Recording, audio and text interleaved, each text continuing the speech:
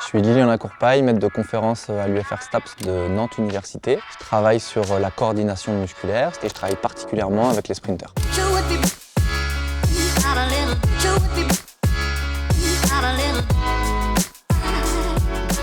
Les principales causes de blessures chez le sportif, c'est une mauvaise gestion de la charge d'entraînement par rapport aux capacités du sportif. Quand on s'entraîne trop par rapport à nos capacités, bien on augmente le risque de se blesser. Et donc l'objectif, c'est de gérer le stress biologique qui est imposé au sportif. Ce stress biologique, il va être utile pour générer de la performance sportive, mais ça va être aussi un risque de blessure. L'idée, c'est toujours de trouver un compromis entre du stress pour générer de l'adaptation, mais du stress qui peut aussi générer de la blessure.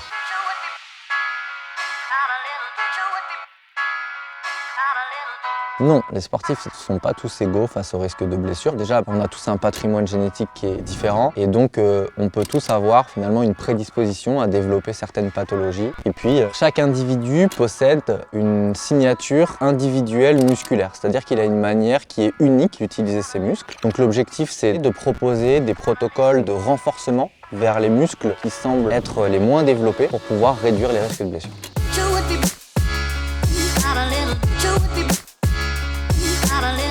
Quand on prépare une grande échéance comme les Jeux, et si on veut avoir un très haut niveau de performance qui ne va pas durer longtemps, ça va durer 10-15 jours, on est obligé de passer par un état de fatigue qui est important. Le fait de s'entraîner beaucoup, de s'entraîner dur, ça va induire un état de fatigue et c'est cet état de fatigue qui va nous permettre d'être performants demain. Et dans ces conditions-là, quand l'état de fatigue est important, le risque de se blesser est augmenté. Donc potentiellement, effectivement, quand on prépare des grandes échéances, on peut augmenter le risque de se blesser.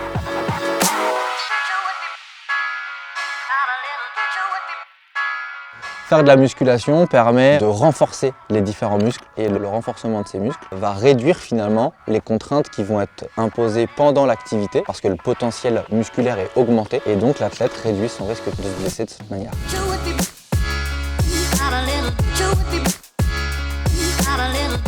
Le froid, ça répare pas les muscles. Le froid, ça fait du bien aux sportifs, ça leur permet d'améliorer leur sommeil. Et en aucun cas, ça répare les muscles. Et il y a beaucoup d'athlètes qui l'utilisent tout le temps, alors que maintenant, c'est très clair. Ça bloque les gains de masse musculaire, les gains de force, parce que ça va ralentir toutes les phases qui suivent l'entraînement. Et donc maintenant, on fait machine arrière et on propose du chaud. Il y a quelques preuves scientifiques qui suggèrent que s'exposer à de la chaleur après les entraînements pourrait être bénéfique. L'exposition au chaud pourrait être une révolution.